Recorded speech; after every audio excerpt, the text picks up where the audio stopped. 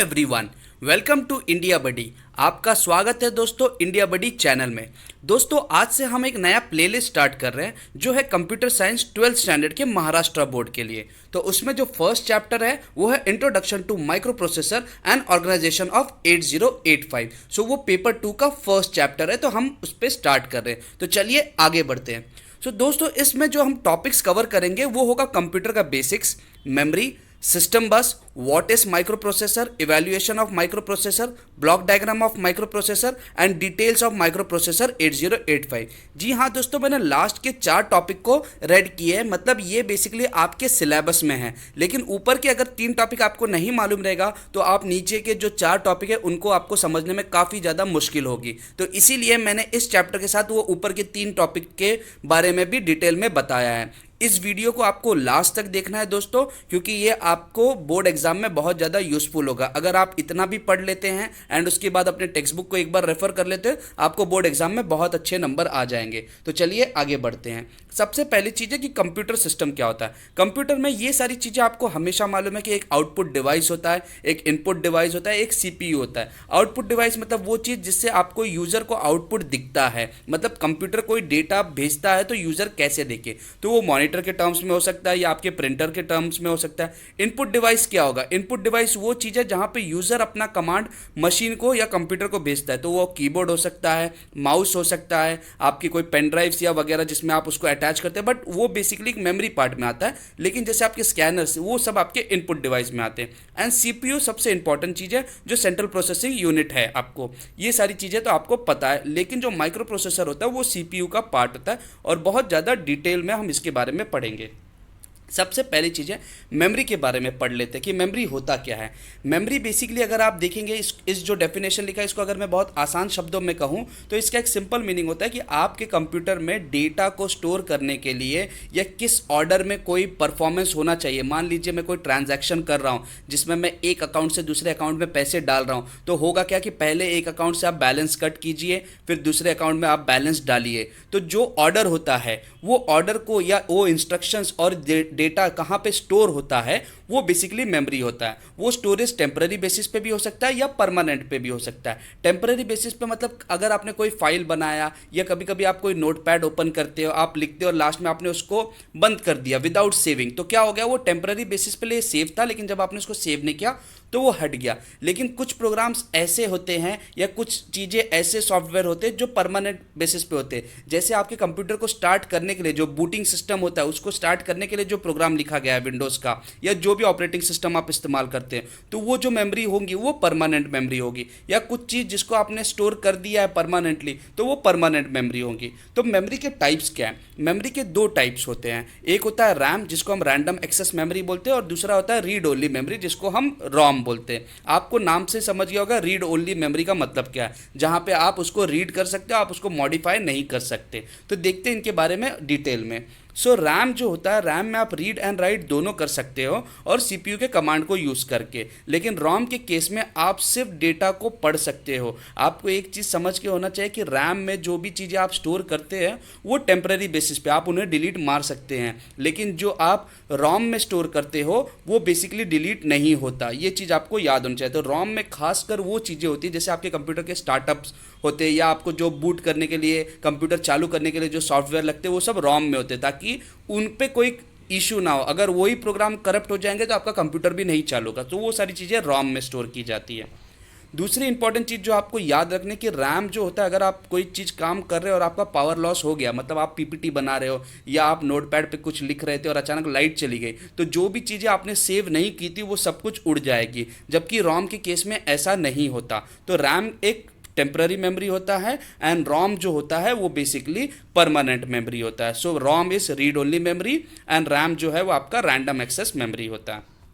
आगे दोस्तों हम बढ़ते हैं सिस्टम बस। सिस्टम बस बहुत ज़्यादा इंपॉर्टेंट चीज़ है। अभी आप सोचो कि जब कभी भी आप कीबोर्ड से किसी फाइल को ओपन करने की कोशिश करते हो या कोई एक आप इंस्ट्रक्शन देते हो, तो वो इंस्ट्रक्शन अंदर से आउटपुट कैसे लेके आता है, मतलब डेफिनेटली आपका जो इंस्ट्रक्शन है वो बेसिकली कंप्यूटर तक पहुंचाया जाता है, फिर उसका जो रिस्पॉन्स होगा वो बेसिकली बाहर आपकी तरफ आएगा। तो ये सारा काम कौन करता है, कौन आपका रिक्वेस्ट वहाँ तक पहुँचाता है, कौन आपका जो आउटपुट है वो आप तक लेके आता है, तो वो बेसिकली बस होता है। बस, जी हाँ दोस्तों, जैसे एक नॉर्मल बस होता है ठीक उसी तरीके से वो बेसिकली ट्रांसफ़र का काम करता है। लेकिन यहाँ पर क्या क्या चीज़ें ट्रांसफ़र की जाती है उसके हिसाब से आपके बस बदलते हैं। तो सबसे पहली चीज़ है एड्रेस बस। एड्रेस बस का मतलब होता है कि जहाँ पे मेमोरी में जब कभी भी आप कोई चीज़ स्टोर करते हो ना, उसकी एक एड्रेस होता है मेमोरी का। तो कभी भी आपको कोई भी इंफॉर्मेशन चाहिए, किसी चीज़ का एड्रेस चाहिए, तो वो जो इन्फॉर्मेशन जिस बस में आएगी उसको हम एड्रेस बस बोलते हैं। एंड दोस्तों एक चीज़ याद रखना, एड्रेस बस इज यूनिडायरेक्शनल, वो सिर्फ आउटपुट से बेसिकली स्क्रीन तक आती है या जो भी मेमोरी से आपके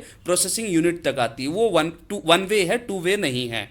दूसरी चीज़ होती है कि डेटा बस, जिसमें अब आपको समझ गया होगा, पहले वाले में तो हम सिर्फ उसके एड्रेस ले रहे थे, दूसरे में उसका डेटा ले रहे हैं कि क्या उस मेमोरी में क्या स्टोर है, वो बेसिकली आपका डेटा होता है। तो वो बेसिकली आप मेमोरी से माइक्रो प्रोसेसर तक लेके आइए या माइक्रो प्रोसेसर से आप वापस सेव करें तो आपका मेमोरी तक लेके जाइए, उसके हिसाब से। तो एक हो गया आपका एड्रेस बस, दूसरा हो गया आपका डेटा बस। एंड तीसरी सबसे इंपॉर्टेंट चीज़ होती है वो होता है कंट्रोल बस। कंट्रोल बस जो आपको कैरी करता है वो चीज़ कैरी करता है कि क्या एक्शन आपको परफॉर्म करना चाहिए। मतलब एक डेटा तो है, जैसे मैंने आपको बोला ना कि एक ट्रांजैक्शन है जिसमें मुझे एक अकाउंट से दूसरे अकाउंट में पैसे डालने हैं, तो इसमें होता क्या है, सबसे पहले उस अकाउंट वाले का एड्रेस मेरे को पता लगाना कि कहाँ उसका बैलेंस स्टोर है, तो वहाँ तक वो एड्रेस बस इस्तेमाल करेगा। फिर उसके बाद उसमें डेटा कितना है, मतलब उसकी अमाउंट कितना है, बैलेंस कितना है, वो डेटा बस है। उसके बाद उसमें कंट्रोल बस आता है कि उस डेटा के साथ करना क्या है। जैसे हमारे केस में 500 रुपीज़ यहाँ से निकाल के वहाँ डालने, मतलब इस बैलेंस से 500 को डिडक्ट करना है और दूसरे वाले बैलेंस में 500 को ऐड करना है।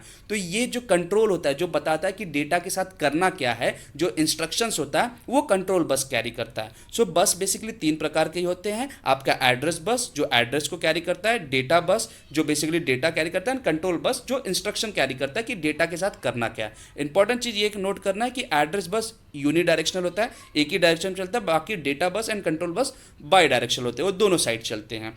आगे बढ़ते हैं दोस्तों, अब हम मेन मुद्दे पे आएंगे कि व्हाट इज़ माइक्रो प्रोसेसर। बहुत लोग सोचते हैं माइक्रो प्रोसेसर क्या है, तो ये उसका एक्चुअल डेफिनेशन है। मैं एक बार पहले आपको डेफिनेशन पढ़ के बता देता हूँ। The micro processor is multipurpose, मतलब जो बहुत सारे चीज़ों के लिए इस्तेमाल होगा। Clock driven, register base, register एक बहुत ज़्यादा इंपॉर्टेंट चीज़ है जो आपको टेम्पररी बेसिस पे बेसिकली आप कोई भी ट्रांजैक्शन करते हो तो एक टेम्पररी आपको स्टोरेज देता है। डिजिटल इंटीग्रेटेड सर्किट है and digital integrated which accepts binary data as input. तो याद रखना है कि यहाँ पे जो डेटा सिस्टम चलता है कंप्यूटर के अंदर वो बाइनरी होता है, 1 और 0 के फॉर्मेट में। Processes it according to the instruction stored in its memory and provides the result as a output. मतलब जो सारा काम आपका जो होता है, जो आपको लगता है सीपीयू कर रहा है, बेसिकली उसके अंदर माइक्रो प्रोसेसर उस चीज़ को काम करता रहता है। सो मेन चीज़ जो आपका होता है वो माइक्रो प्रोसेसर होता है। आपने देखा होगा इंटेल के ऐड में या किसी में एक छोटे से चिप जैसा होता है, वो बेसिकली आपका माइक्रो प्रोसेसर होता है। तो आपका सीपीयू का जो मेन ब्रेन होता है that is nothing but your micro processor. अगर हम उसके इंट्रोडक्शन में पार्ट में जाके देखेंगे तो इंपॉर्टेंट चीज़ मिलता है कि एरिथमेटिक, कोई भी लॉजिकल ऑपरेशंस करना है, वो सारी चीज़ें बेसिकली आपके माइक्रो प्रोसेसर ही करते हैं। माइक्रो प्रोसेसर्स में बहुत सारे ट्रांजिस्टर्स होते हैं जो आजकल उसकी स्पीड एंड उसकी मेमोरी स्टोरेज बहुत ज़्यादा बढ़ा देते हैं। तो याद रखना माइक्रो प्रोसेसर्स में ट्रांजिस्टर्स भी इंटरनली होते हैं। अब हम बात करेंगे इवैल्यूएशन ऑफ माइक्रो प्रोसेसर, कि माइक्रो प्रोसेसर कैसे इवैल्यूएट हुआ, कैसे वो बेसिकली इवॉल्व हुआ इन शॉर्ट। तो इवॉल्व आपके केस में क्या आएगा कि सबसे पहली चीज़ थी कि माइक्रो प्रोसेसर जो आया था वो 1971 में आया था। 1971 में वो 4 बिट माइक्रो प्रोसेसर था और कुछ छोटी मेमोरी थी, इंटरनल उनकी एक मेमोरी होती है जो फ्यू केबी में थी, किलोबाइट्स में थी। एंड साथ ही साथ उसमें 45 इंस्ट्रक्शंस थे। लेकिन पिछले 5 डेकेड्स मतलब 10 ईयर्स के, मतलब 50 ईयर्स के अंदर हर 2 साल के अंदर माइक्रो प्रोसेसर की स्पीड डबल होती जा रही है। तो आप समझ सकते हो कि कितना ज़्यादा डेवलपमेंट आ गया है माइक्रो प्रोसेसर्स में। तो आजकल जो माइक्रो प्रोसेसर इस्तेमाल की जाते हैं वो 64 GB के, आप समझ सकते हैं 1971 में वो फ्यू केबीज में था, अब वो जीबीज में चल रहे हैं। एंड उसी के बेस पे आपके माइक्रो प्रोसेसर्स को 4 कैटेगरी में बांटा गया है, 8 bits, 16 bits, 32 bits and 64 bits, जो आपका डेटा स्टोरेज के हिसाब से। सो अगर आप देखते हैं ये इसके बेस पे तो आपने इसको डिवाइड किया, लेकिन इंपॉर्टेंट चीज़ यहाँ पे एक चीज़ और भी है कि आपका जो इंस्ट्रक्शन के सेट थे, जैसे वहाँ पे सिर्फ 45 इंस्ट्रक्शंस थे, अब माइक्रो प्रोसेसर्स में बहुत ज़्यादा इंस्ट्रक्शंस आ गए हैं। मतलब आपको कोई भी ऑपरेशन करना होता है, आपके पास इनबिल्ट इंस्ट्रक्शंस है, आपको सिर्फ वो चीज़ को परफॉर्म करना होता है। दोस्तों आप चाहिए तो इस स्लाइड को आप रोक के उसको अच्छे से पढ़ भी सकते हैं। अगर आप इतना भी लिख देते हैं पेपर में तो आपका काम हो जाता है।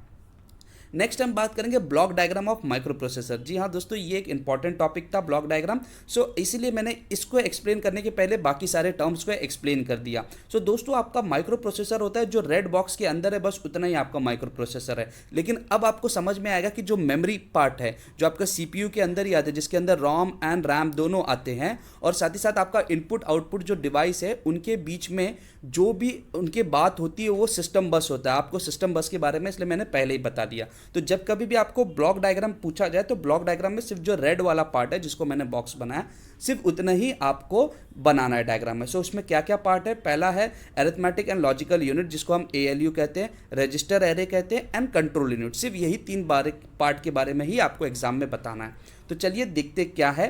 तो पहले हम थोड़ा डिटेल्स में देखेंगे कि इनके माइक्रो प्रोसेसर के कंपोनेंट्स क्या है। माइक्रो प्रोसेसर बहुत सारे फंक्शंस परफॉर्म करते हैं।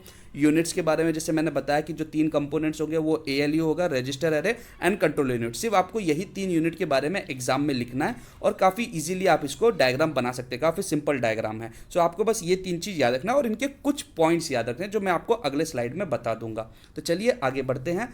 अब यहाँ पे हम बात करेंगे एएलयू क्या होता है। ALU basically arithmetic and logic unit. यहाँ पे नाम से मालूम पड़ रहा है कि जो मैथ्स के सारे ऑपरेशंस होंगे या लॉजिकल ऑपरेशन, जो लॉजिक गेट्स के ऑपरेशन, वो सारा एएलयू परफॉर्म करता है। तो आप समझ सकते हो it is a unit of microprocessor where various computing functions are performed on the data. मतलब डेटा के ऊपर जो भी अरिथमेटिक या लॉजिकल यूनिट का जो भी आपको ऑपरेशंस करना है, जैसे और हो गया, एंड हो गया, एक्सॉर हो गया, ये सारी चीज़ें बेसिकली आपका एएलयू करके देता है। तो आप समझ सकते हैं कंप्यूटर सिस्टम में जो पूरे लॉजिक की बात की थी, जैसे मैंने बोला था माइक्रो प्रोसेसर पूरा ये लॉजिक संभालता है, तो उस लॉजिक के जो माइक्रो प्रोसेसर में जो उस लॉजिक को संभालता है वो बेसिकली आपका एएलयू हो गया। मतलब सीपीयू का मेन यूनिट हो गया आपका micro processor and micro processor का मेन यूनिट हो गया आपका एएलयू।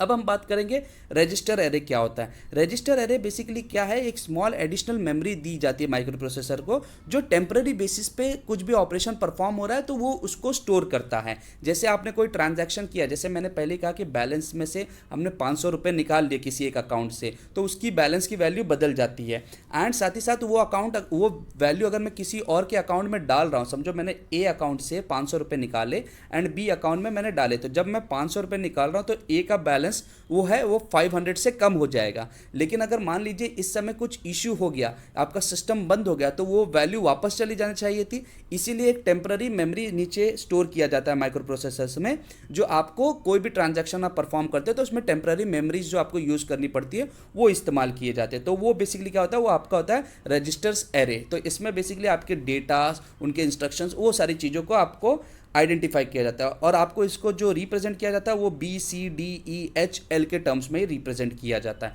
आप इतना पॉइंट एग्जाम में लिख सकते हैं, इससे ज़्यादा आपको लिखने की ज़रूरत नहीं है।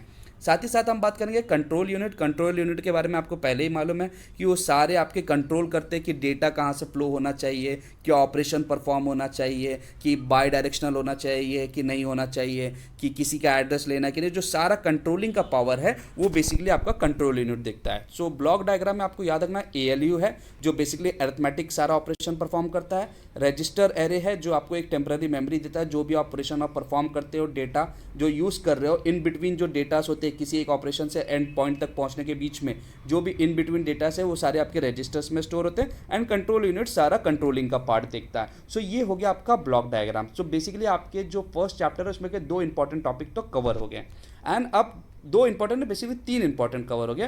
एंड अब हम बात करेंगे 8085 माइक्रो प्रोसेसर। तो 8085 जो है वो 8 बिट का माइक्रो प्रोसेसर है। आपको याद रखना हमने टाइप्स देखे थे 8, 16, 32, 64, तो ये 8 बिट्स का है। बेसिकली इसको जो मैन्युफैक्चर किया है वो NMOS टेक्नोलॉजी से किया गया है। आप इसके एड्रेस बस को देख सकते हो, 16 बिट्स का होता है। उसके पिन डायग्राम में कौन से लाइन से कहाँ तक आपका एड्रेस बस होता है, जैसे AD 0 से लेके AD7 तक होता है, 8 लाइन्स दिए जाते हैं। डेटा बस को भी 8 लाइन दिए गए हैं। फिर उसके जो इंटरनल काउंटर्स है, स्टैक पॉइंट्स है, जो सब रजिस्टर्स के पार्ट आते हैं, 6 8-बिट रजिस्टर्स है जिनको उन्होंने नाम दिया BCDEHL। ये सारे पॉइंट्स आपको बेसिकली बस याद करने हैं अगर आपको डायग्राम बनाना है। बट अगर आप देखेंगे तो आपको इनके बारे में काफ़ी कम ही एग्जाम में पूछा जाता है। जो इंपॉर्टेंट चीज़ है वो है फर्स्ट चैप्टर में व्हाट इज माइक्रो प्रोसेसर, उसको इवॉल्व कैसे हुआ है माइक्रो प्रोसेसर, एंड थर्ड उसका ब्लॉक डायग्राम बहुत ज़्यादा इंपॉर्टेंट है, लेकिन उसको एक्सप्लेन करने के लिए आपको बेसिकली बस और इसके बारे बाकी जो कंप्यूटर के प्रोडक्ट्स है या कंपोनेंट है उनको आपको बहुत अच्छे से समझना चाहिए।